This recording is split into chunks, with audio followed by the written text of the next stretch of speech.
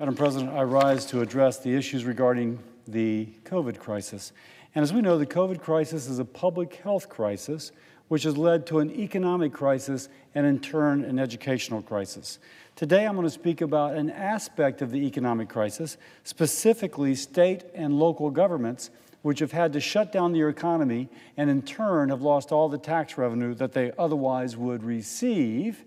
And because they have lost that tax revenue, put the jobs of firefighters, police officers, teachers, sanitation workers, other essential frontline workers at risk.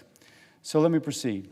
Madam President, Senate Republicans have unveiled a proposal for a second line of support for American families and small businesses as our nation continues to combat the COVID-19 pandemic.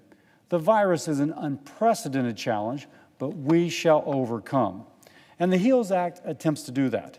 The introduction of this proposal signals Republicans' commitment to see America through this challenging time, as was with the CARES Act. Now, the health and safety of the people of Louisiana and the United States are my top priority.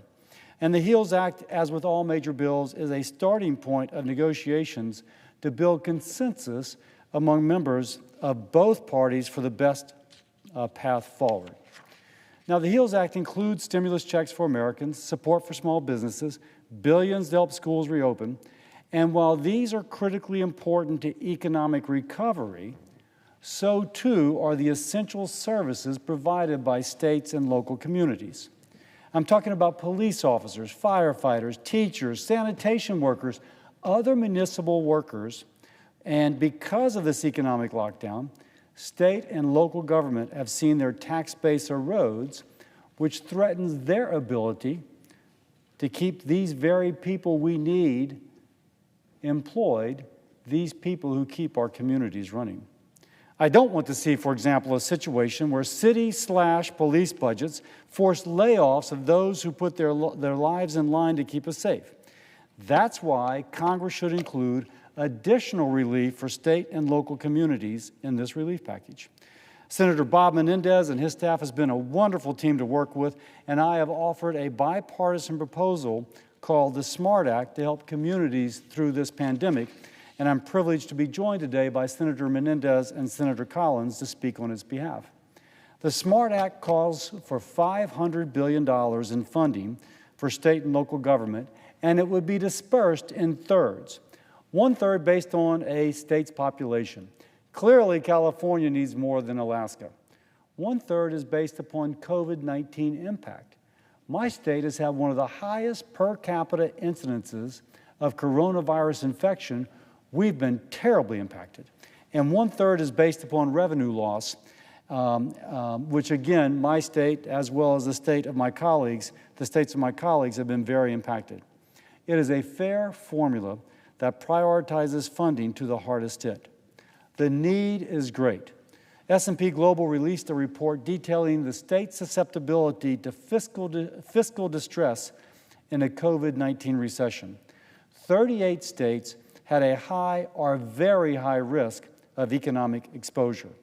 S&P findings echo a Moody's report, which also predicted dire effects to states and cities if nothing is done. Moody's found that 34 states will see tax revenue fall by double-digit percentage points, worst of which is Alaska, falling 80%, Louisiana at 46%, and North Dakota at 44%. According to the National Association of Counties, local communities, not states, local communities anticipate a $202 billion impact to budgets through 2021. Their report shows that will you put this up, please? Their report shows that 71% of counties have delayed capital investment, including infrastructure and economic development projects. 68% have cut or delayed county services or parish services in the case of Louisiana. Human services, public safety, and community development support. 25% have cut the county workforce.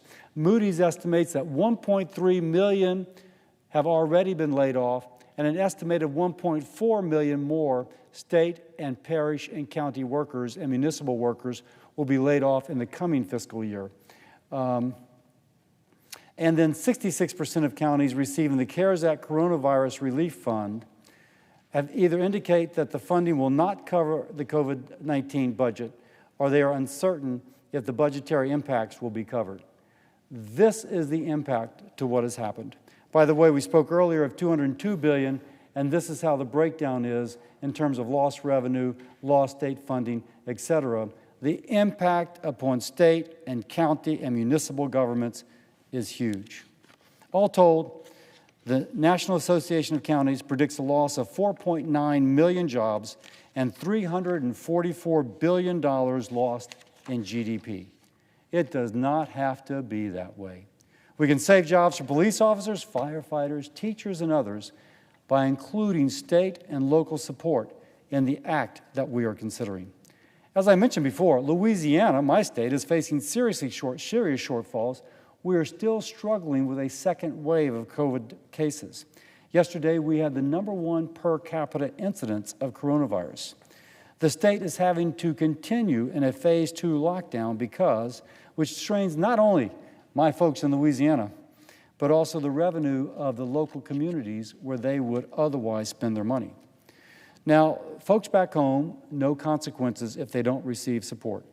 22 parish presidents signed a letter supporting the SMART Act, writing, quote, "As elected leaders with parish populations ranging from over 400,000 to 18,000, the COVID-19 pandemic has created unprecedented challenges for all local governments, not only within Louisiana, but nationally. The extreme loss of tax revenue, which provides for essential services, coupled with unforeseen costs brought onto us responding to the COVID-19 pandemic, has the potential to have an extremely detrimental effect on our role to provide for the citizens of our parishes." I received a letter from more than 80 mayors across my state giving, quote, their strong support and thanks for efforts to pass the SMART Act because they know I'm working to deliver the support they need for their communities, our mutual constituents. And mayors ranging from cities as large as Shreveport to as small as Glenmora and Athens write, the SMART Act would provide funding for municipal economic recovery that will support the reopening of businesses and allow Louisiana to move forward. We are grateful for Senator Cassidy's bipartisan efforts and his longstanding partnership with Louisiana's municipal governments. The same sentiments have been echoed by Louisiana's Chamber of Commerce. Now, I understand concerns about spending money on state and local government. Some are worried the money would be used to bail out poor management decisions and overly generous and unfunded pension plans. I share those concerns, which is why the SMART Act includes specific provisions prohibiting spending in those areas. The SMART Act money replaces lost revenue caused by COVID-19 and nothing more. A city or parish or county would have to show their books and show that they've lost revenue relative to a year ago before they would be eligible to receive funding from this. And I understand concerns about spending, but the cost of doing nothing is worse. Federal Reserve Chairman Jerome Powell spoke on the state and local funding needs, saying that while costly, it would be, quote, worth it if it helps avoid long-term damage and leaves us with a stronger economy. Madam President, Congress should not allow police officers, firefighters, first responders, teachers, sanitation workers, and others to lose their job by the millions at a time when our country needs them most. The United States cannot fully recover economically if local communities cannot provide basic services, allowing commerce to flow. So as I end, I commend my colleagues on the work thus far on the HEALS Act. More work is left to be done, and I look forward to working with others in this chamber in the coming days to strengthen this bill even further and finding a common path forward with our Democratic colleagues. We cannot let Americans down in this time of tremendous need. By working together, we can deliver the support they need. We'll be stronger as a nation for having done so. And Madam President, I yield the floor.